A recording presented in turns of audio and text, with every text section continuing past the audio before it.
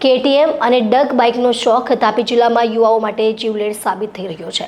આજે મલંગદેવથી વ્યારા જતા 3 યુવકોએ હાઈવે પરથી બાઇક કુદાવી ફિનિશિંગના 3 થાંભલા તોડી કેવી રીતે જીવ જોખમમાં મૂક્યો જુઓ।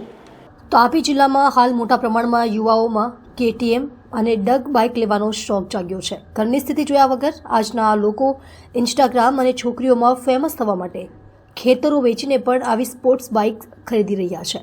લગ્નમાં અને અન્ય દિવસોમાં નશો કરીને ગાડી ચલાવવાના કારણે ઘણા અકસ્માતો થઈ રહ્યા છે અને સારા યુવાઓના જીવ જઈ રહ્યા છે। તાપી જિલ્લાના વાલીઓએ પણ વિચારવું જોઈએ કે લાખો રૂપિયાના ખર્ચે તમે જે બાઇક પોતાના બાળકોને ખરીદીને આપી રહ્યા છો, ક્યાંક તે તમારા બાળકનો જીવ તો નહીં લઈ જાય ને। આજે આવો જ એક કિસ્સો સોનગઢના ટેકરા પર સામે આવ્યો હતો, જ્યાં મલંગદેવના 3 યુવકો ફૂલ સ્પીડમાં બાઇક લઈને વ્યારા તરફ જઈ રહ્યા હતા ત્યારે રોડ પર આવેલા પથ્થરના કારણે હાઈ સ્પીડમાં બાઇક ચલાવી રહેલ યુવકે સ્ટીયરિંગ પરથી કાબુ ગુમાવી હાઈવેના બાજુમાં આવેલા ખાડા ખૂંદાવી જંગલ ખાતાના ફેન્સિંગ કરેલા 3 થાંભલાઓ તોડી નીચે પટક્યા હતા, જેમાં એક યુવકની હાલત ગંભીર હતી જ્યારે 2 યુવકો ઘાયલ અવસ્થામાં જોવા મળ્યા હતા। તાત્કાલિક ધોરણે લોકોએ બોલાવેલી 108 મારફતે આ યુવકોને સોનગઢ સરકારી હોસ્પિટલ ખાતે ખસેડવામાં આવ્યા હતા।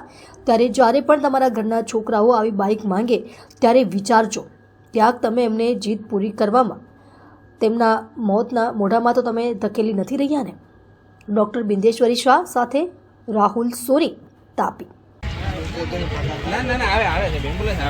કયા ગામના છે તમે? મલંગદેવ। ક્યાં જતા હતા મલંગદેવ? વ્યારા। કોના હાથે ઠોકાયા?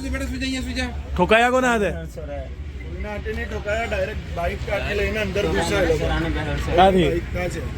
રસ્તા પરથી ડાયરેક્ટ અંદર